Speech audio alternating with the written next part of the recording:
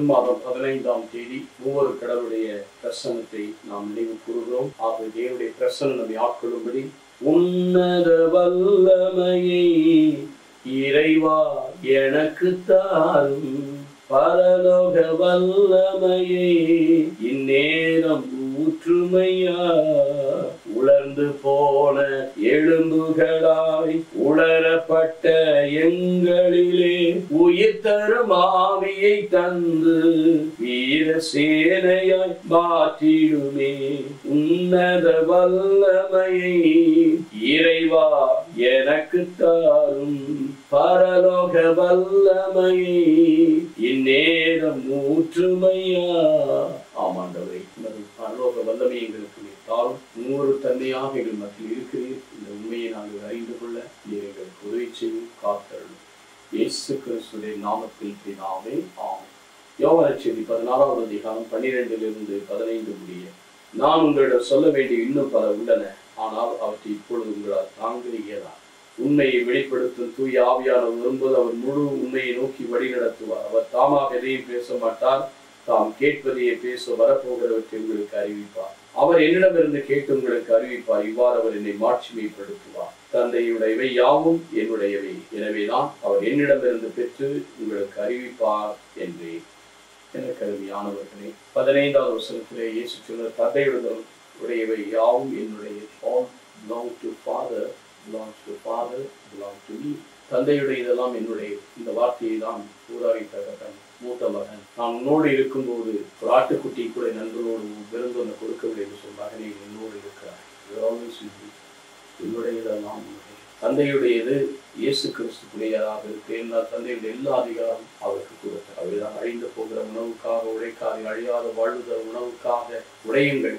அது ஆண்டவராக இயேசு கிறிஸ்து கொடுப்பார். அந்த அதிகாரத்தை அவர் கொடுத்தார். எனவேதான் தந்தையினுடைய எல்லாவற்றையும் அவருடைய மார்பிலிருந்து வெளிப்பட்ட இயேசுதான் அனைத்தை வெளிப்படுத்துகிறார் என்று யோவான் நற்செய்தி 1:19 பார்க்கிறோம். தந்தையை வெளிப்படுத்தி என்னை காண்கிறேன், பிதாவை காண்கிறார். யோவான் நற்செய்தியை பார்க்கிறோம் 14ஆவது அதிகாரத்திலே விழிப்பு கேட்டார், தந்தையை எங்களுக்கு காட்டும். என்னை காண்கிறேன், பிதாவை காண்கிறேன். என் வழியா என்று யாரும் பிதாவிடத்தில் சொல்ல முடியாது. நானும் பிதா ஒன்றை யோவான் 10:30 சொல்லுகிறார். நான் போவது நல்லது, போகாவிடில் நீங்கள் பரிசுத்த ஆவியை பெற்றுக்கொள்ள முடியாது. இந்த ஆவியானவரை நமக்கு துணையாளராக மற்றொரு துணையாளர் யோவான் 14:16 அவர் உங்களோடு இருப்பார், அவர் உங்களுக்குள் இருப்பார். யோவான் லூக்கா 12 உங்களுக்கு கற்றுத் தருவார். அது மட்டுமல்ல, இன்றைக்கு நாம் பார்க்கிறோம், அவருடைய வெண்ணிடமிருந்து பெற்று நிறை உண்மைக்கு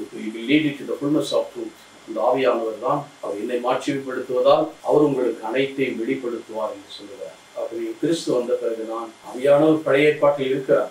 அந்த ஆவியை அபிஷேகம் ஆவியானவர் தான். சவுலை அபிஷேகம் செய்த ஆவியானவர், அரசர்களை அபிஷேகம் செய்த ஆவியானவர் தான். ஆனால் அந்தந்த பணிகளுக்காக கொடுக்கப்பட்டது. ஆனால் இயேசு கிறிஸ்து வந்தபோது ஆண்டவருடைய ஆவி என் மேல் என்னை அபிஷேகம் செய்துள்ளார், எளியோருக்கு ரட்சித்து என்று மேனிபெஸ்டோ சொல்லும்போது அவர் செய்த காரணம் அந்த ஆவியானவரை பெற்றதுனால் தான். ஆகவே அந்த ஆவியானவரை நமக்கு துணையாளராக கொடுத்து மற்றொரு துணையாளரை நாம் உங்களுக்கு தருவேன். அவர் உங்களோடு இருப்பார், அவர் உங்களுக்குள் இருப்பார். அவர் நிறைவுண்மை நோக்கி வழி நடத்துவார், எல்லாம் கற்றுக் கொடுப்பார், எல்லாம் நினைவூட்டுவார். எல்லாம் எதை குறிக்கிறது என்றால், உண்மையிலே ஆண்டவராக இயேசு கிறிஸ்து இன்றைக்கு நமக்குள் இருந்து செயல்படுவதற்காக ஆவியானவரை கொடுத்து நாம் தேவனுடைய ஆலயமாய் இருக்கிறோம். 1 Corinthians 3:16 சொல்லப்பட்டது. பரிசுத்தாவை துக்கப்படுத்த எபேசியர் 4:30 சொல்லப்பட்டிருக்கிறது. பரிசுத்தாவினால் இயக்கப்படும், மனித ஆவியினால் அல்ல, பலவீனத்தின் ஆவியினால் அல்ல, தீமையின் ஆவியினால் அல்ல, பரிசுத்த ஆவியினால் நாம் செயல்பட வேண்டும். அந்த பரிசுத்த ஆவி எப்படி இயேசு கிறிஸ்து நாசரேத்து இயேசு பரிசுத்த ஆவியினால் வல்லமையினால் அபிஷேகம் செய்யப்பட்டார் அல்லவா, அதே போல நாமும் அந்த பரிசுத்தாவுடைய வல்லமையினால் நிரப்பப்பட்ட அந்த வல்லமையை பெறும் பொழுது தந்தையின் ஆவியானவர் 10:30 மத்திய 10:30 பேசுவது நீங்கள் அல்ல, தந்தையின் ஆவியானவர் உங்களிடம் பேசுவார். அவரே உங்களை நிறை உண்மைக்கு அவர் வழி நடத்துவார். அவரே போதுமானவராக இருக்கிறார். நமக்கு எல்லா விதத்திலும் அவரே துணையாக இருந்து நம்மை காக்க வல்லவராக. அதனால் மட்டுமல்ல, யோவான் 14:23 சொல்லி, யாராவது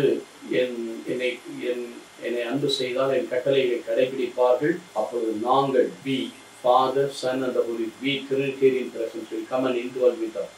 ஒரு பிரசன்னம் நம்ம தான் ஜெபிக்கும் போது அப்பா என்று அழைக்க பரிசுத்த ஆவியானவர் நம்மை ஜெபிக்க தூண்டுகிறார். பலவீனமான ரோமர் 8:26 பார்த்து, இயேசு கிறிஸ்துவின் நாமத்தில் அவருடைய வார்த்தையில் நாம் நிறைவு பெற்று அவர் நமக்கு எல்லாவிதத்திலும் துணையாக இருந்து மீட்பை கொடுத்து நம்மை எல்லாவிதத்திலும் நிறைவு தருகிறார். அந்த ஒவ்வொரு கடவுள் நமக்குள் ஒவ்வொரு நாளும் செயல்படும். தந்தையுடைய அன்பும் மகனுடைய மீட்பும் பரிசுத்தாவுடைய நட்புறவும் நம்மில் என்று நிலைத்திருக்க ஒப்புக் கொடுப்போமா.